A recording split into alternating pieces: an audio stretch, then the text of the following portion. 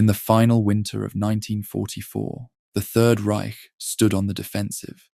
Allied forces had broken through Normandy, Paris was free, and American divisions pressed toward Germany's western border.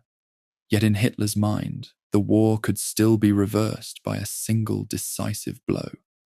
For his last major offensive, launched through the snow-covered Ardennes, he envisioned more than tanks and artillery. He wanted confusion, panic, inside the Allied command itself. Out of that desire was born a strange, audacious idea. Operation Greif, named after the mythic griffin. Instead of confronting the enemy head-on, German soldiers would pretend to be Americans, slipping behind Allied lines to sabotage, misdirect, and terrify. They would capture bridges, reverse road signs, issue false orders, and cripple communications. It was psychological warfare at its boldest, an operation designed to make the US Army distrust its own uniforms. To command this deception force, Hitler chose SS Obersturmbannführer Otto Skorzeny, already renowned for rescuing Mussolini from captivity in 1943. At a meeting at the Wolf's Lair in October 1944, Hitler personally explained the mission: seize crossings over the Meuse and throw the Allies into chaos. Skorzeny left that meeting with extraordinary authority and impossible demands. He needed fluent English-speaking volunteers, captured US vehicles, uniforms, and equipment, all within a few short weeks. The response was enthusiastic but impractical. Nearly 2,000 men volunteered, yet only a handful could pass for native English speakers. The Wehrmacht scoured prisoner-of-war depots for captured jeeps and uniforms, but most supplies were limited or counterfeit. Panzer Brigade 150, the formation created for Greif, was thus an illusion built on improvisation. German vehicles painted olive drab, with hastily stenciled white stars, and soldiers drilled to salute the American way. Still, Skorzeny believed that deception alone could buy Hitler time. A single infiltrator at a crossroads could send an armored column the wrong way. A captured radio frequency could scramble orders across an entire sector. Even if the mission achieved nothing tangible, the rumor of enemy soldiers in US uniforms would force the Allies to question every checkpoint, every dispatch, every face. And so, as snow fell on the Ardennes in mid-December 1944, the men of Operation Greif prepared to vanish into the fog of war, not as Germans, but as Americans, carrying with them one of the strangest gambits of the Second World War.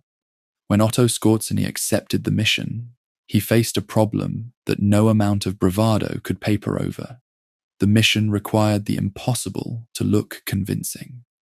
Disguise alone would not win the day. The men who wore American uniforms had to act American under pressure. They needed flawless English, correct mannerisms, a working knowledge of Allied unit organization, rank insignia, vehicle markings, and the small, fatal details. How an American guard on a frosty night would challenge a stranger, what slang a sergeant might use, which shoulder patch a division wore in that sector. In short, they needed to be actors in a very deadly play. Skorzeny launched a frantic recruitment drive. Notices went out, and word spread among German units and occupation zones. Anyone who spoke English, anyone who had lived abroad, anyone who had served with Allied prisoners in administrative roles should volunteer. Nearly 2,000 men put their names forward. At a glance, it seemed like a bonanza, yet enthusiasm did not equal aptitude. Most volunteers possessed only rudimentary English or heavy accents. Many had learned a few words from captured Allied soldiers or from short postings abroad.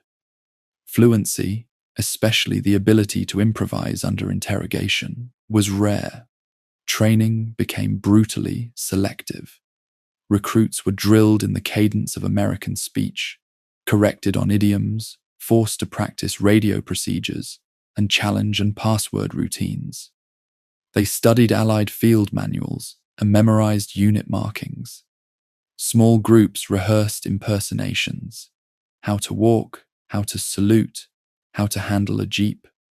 Language instructors, some prisoners, and a few bilingual Germans worked around the clock. Skorzeny insisted that teams include at least one near-native speaker. Without that linchpin, the risk of exposure rose exponentially. Logistics presented another headache. The German supply system was strained. US vehicles were scarce.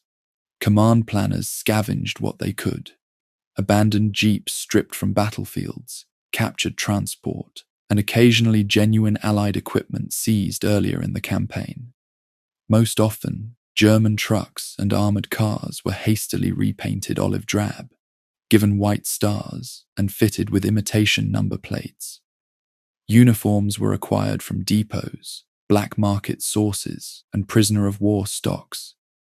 In some cases, the differences were subtle, stitching, the cut of a pocket, but under the stress of scrutiny, those subtleties could betray an imposter.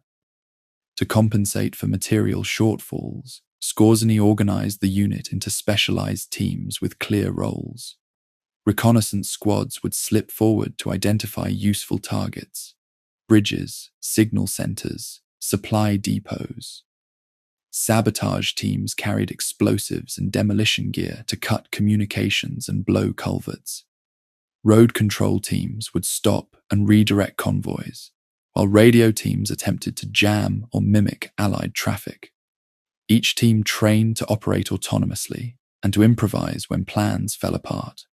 The motto was simple: do as much damage as possible, then melt back into the lines. Despite the careful selection and training, the human element remained unpredictable. Nervousness, homesickness, and the moral strain of wearing an enemy's uniform affected some volunteers. Commanders worried about the consequences if captured. Under the laws of war at the time, fighting in enemy uniform could be regarded as spying or perfidy, punishable by death. This legal sword hung over every operation. Skorzeny and his officers debated contingency plans: what to do if captured, how to deny knowledge, and how to justify actions under the standing orders. Panzer Brigade 150, the administrative name given to the formation, was thus a patchwork. A few fluent English speakers, a larger number with passable accents, German soldiers drilled in specific ruses, and a smattering of captured Allied kit. The unit's appearance promised far more than its substance could deliver. Yet that was the essence of the gamble. Skorzeny knew that success did not require perfection, only plausibility. If a small number of commandos could sow enough doubt among Allied troops, the ripple effects would be felt across the front. Delays at checkpoints, redundant security measures, halted convoys, and the stalling of reinforcements. In the bitter cold of early December, as snow glazed the Ardennes and radio traffic throbbed with urgency, these men practiced their roles until late into the night. They learned not only how to speak the part, but how to read a suspicious glance and diffuse it, how to answer a curt challenge without hesitation, how to navigate the tangled road networks where a wrong turn could mean capture. Equipment was labeled, maps were studied, and mock roadblocks were staged. The unit honed a dangerous craft, deception as a weapon. By the time orders came to move into the Ardennes, Panzer Brigade 150 was ready in spirit, if not in perfection. Skorzeny accepted the compromise. The unit was imperfect, its supplies limited, its personnel uneven. Yet he embraced the mission's core truth: uncertainty can be as lethal as firepower. With that belief, the commandos boarded vehicles and slipped toward the front, prepared to wear another army's face, and hoped that the trickery would be enough to alter the course of a failing offensive.